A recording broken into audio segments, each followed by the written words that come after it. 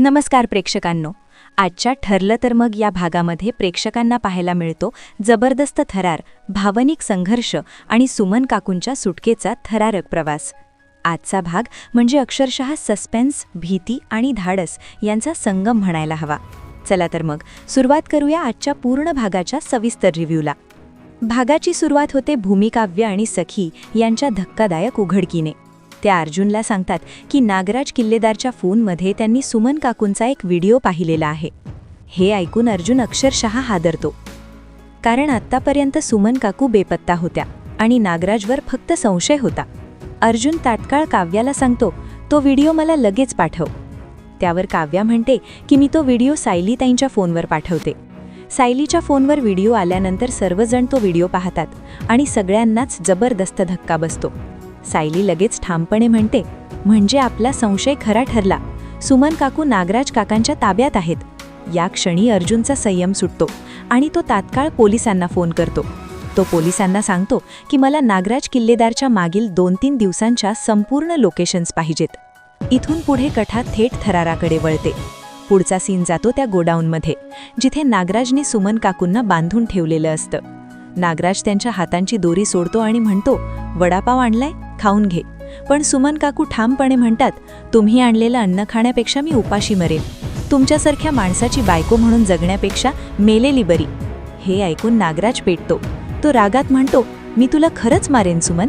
सुमन मात्र निर्भयपणे उत्तर देते, मग कशाला जिवंत ठेवलंय मला, मारून टाका. नागराज तिला दोष देत म्हणतो की सायलीमुळेच तू बदललीस, तिनेच तुला प्रतिकार शिकवला. आणि सुमन त्यावर अत्यंत कडवट शब्दात म्हणते, म्हणूनच मला तुमचं हे किळसवाणं रूप दिसायला लागलं. हा सीन प्रेक्षकांना अक्षरशः अंगावर काटा आणतो. इकडे सायली, अर्जुन आणि इतर सर्वजण हॉलमध्ये येतात. सायली विचारते, नागराज काका कुठे दिसत नाहीयेत. अर्जुन म्हणतो, ते तर इथेच होते ना. याच दरम्यान नागराजच्या माणसांचा आवाज येतो, ओ नागराज साहेब. नागराज बाहेर येतो. त्याचे माणसं पैशांसाठी तगादा लावतात. नागराज चिडून म्हणतो, डोक्याचं भज झालंय, पैसे देईन पण आत्ता शांत रहा. पुढचा सीन सुभेदारांच्या हॉलमध्ये जातो. भूमिकाव्य आणि सखी सगळ्यांचा निरोप घेत असतात. पूर्णा आजी भावूक होऊन म्हणतात, तुम्ही आल्यामुळे घरात आनंद पसरला होता. दरम्यान गोडाऊनमध्ये सुमन एकटीच रडत बसलेली असते. तेवढ्यात तिला नागराजचा फोन दिसतो. ती फोन उचलते, पण बाजूला ठेवलेली बाटली खाली पडते. आवाज ऐकताच नागराज धावत येतो आणि पुन्हा तिचे हातपाय घट्ट बांधून टाकतो. अर्जुनला पोलिसांचा फोन येतो.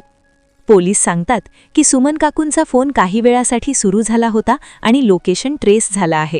अर्जुन तात्काळ म्हणतो, ते लोकेशन मला पाठवा. तो सायलीला सांगतो की तो लगेच निघतो. सायली हट्ट धरते, मी पण येणार.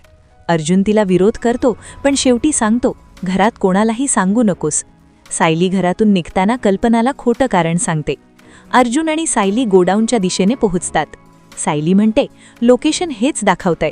दोघे सावधपणे पुढे जात असतात.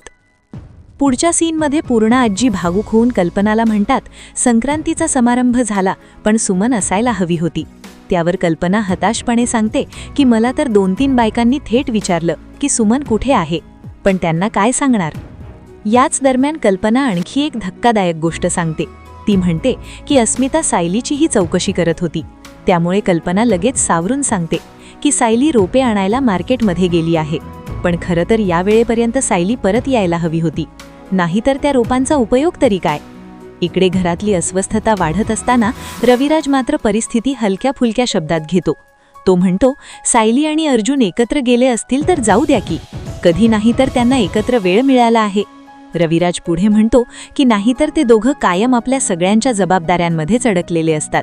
कधी इकडे तर कधी तिकडे, स्वतःसाठी वेळच मिळत नाही. या संवादातून घरातल्या लोकांची सायली अर्जुनबद्दलची समज तर दुसरीकडे सुमन काकूंच्या गायब होण्याची वाढती चिंता स्पष्टपणे दिसते. इकडे नागराज आपल्या माणसांवर सुमनवर लक्ष ठेवायला सांगतो. अचानक अर्जुन अडखळून पडतो. सायली घाबरून विचारते, लागलं का. बाहेर उभे असलेले माणसं चहा प्यायचा विचार करत असतात, पण नागराजच्या भीतीने थांबतात.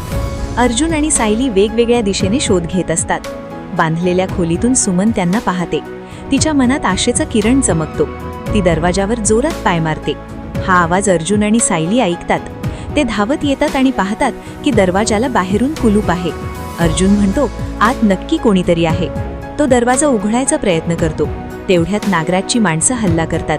अर्जुन त्यांचा वार चुकवतो. झटापटीत चावी खाली पडते. सायली ओरडते, ती चावी. शेवटी अर्जुन दरवाजा तोडतो आणि सुमन काकूंना बाहेर काढतो. आजचा भाग इथेच संपतो, पण अनेक प्रश्न उरतात.